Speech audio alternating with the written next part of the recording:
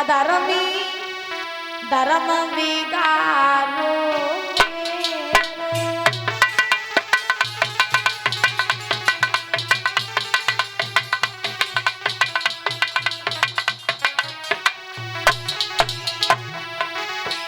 पवन रेखा ने जवाब दिया, अरे तेरो कोई ये सत्यानाश अधर्मी धर्म बिगाड़ो तेरो।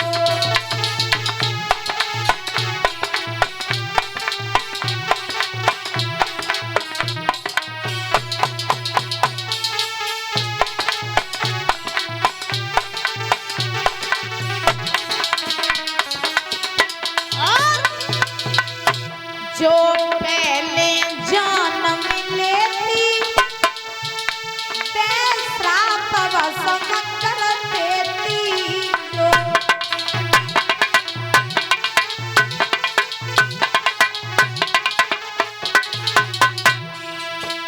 जो पहले जन्म लेती ते श्राप वसम कर देती। अरे तूने कभी डालो बदनाम धर्मी धर्म बिगाड़ो तेरो।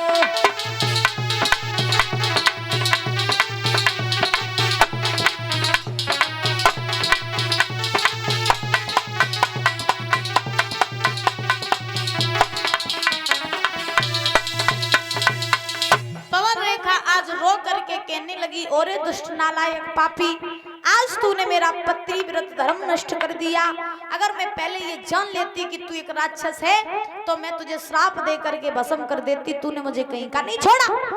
आज उस राक्षस ने जवाब दिया, हे पवन रेखा, अब जो हुआ उसे बिगाड़ा तो नहीं जा सकता है, लेकिन मैंने तुम्हें स्पर्श किया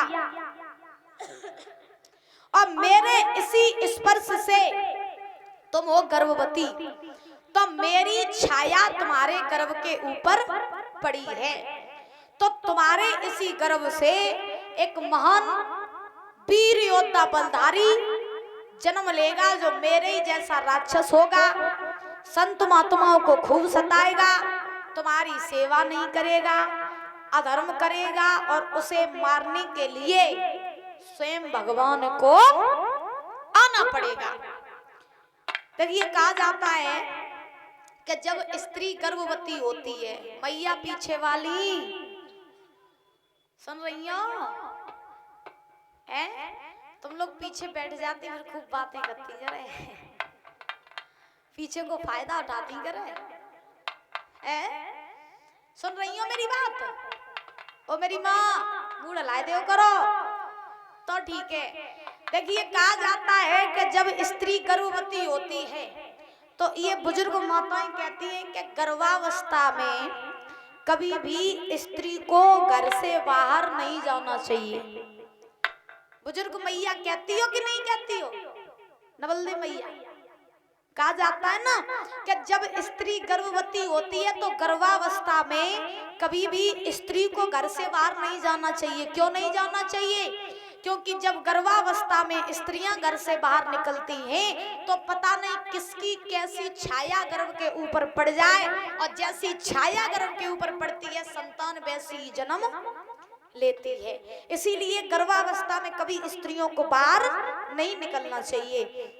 आज श्री सुखदेव जी समझा रहे हैं राजन परीक्षित, उस राक्षस ने कहा कि मेरी छाया तुम्हारे गर्भ के ऊपर पड़ी है, तो इस गर्भ से मेरे ही जैसा वीर योद्धा बलधारी जन्म लेगा, संत महात्माओं को खूब सताएगा, अधर्मी होगा, पापी होगा, लेकिन खास बात ये होगी जब वो मारा जाएगा तो स्वयं भगवान के हाथ से जाएगा।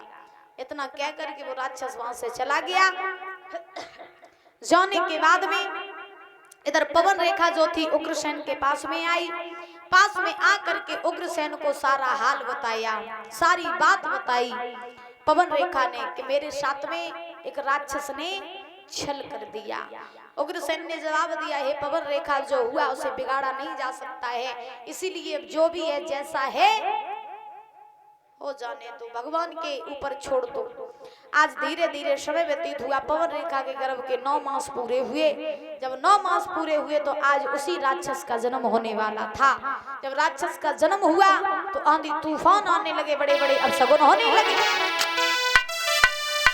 तब पैदा होते ही अरे बालक के अरे आंधी तूफान मचाने लगे और टूटने लगी बिजली ही ब्रज पे एक महाप्रलय सी आने लगी।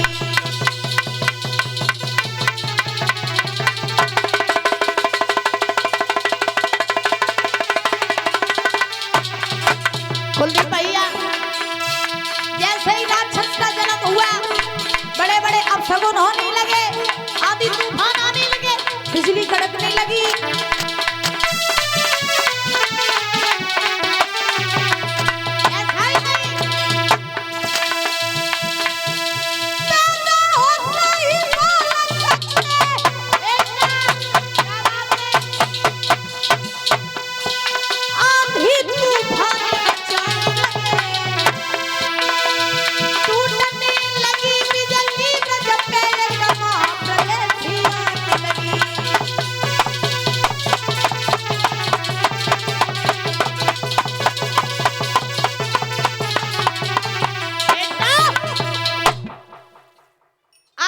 ध्यान रखना, श्री सुखदेव जी समझा रहे हैं, राजन परीक्षित बड़े बड़े अपशगुन होने लगे। उस राक्षस का जन्म हुआ। जब राक्षस का जन्म हुआ तो उसी समय उग्रसेन ने पहले तो खुशी मनाई कि घर में लड़का जन्म लेकर के आया। उग्रसेन ने गुरु गर्गाचार्य जी को बुलाया।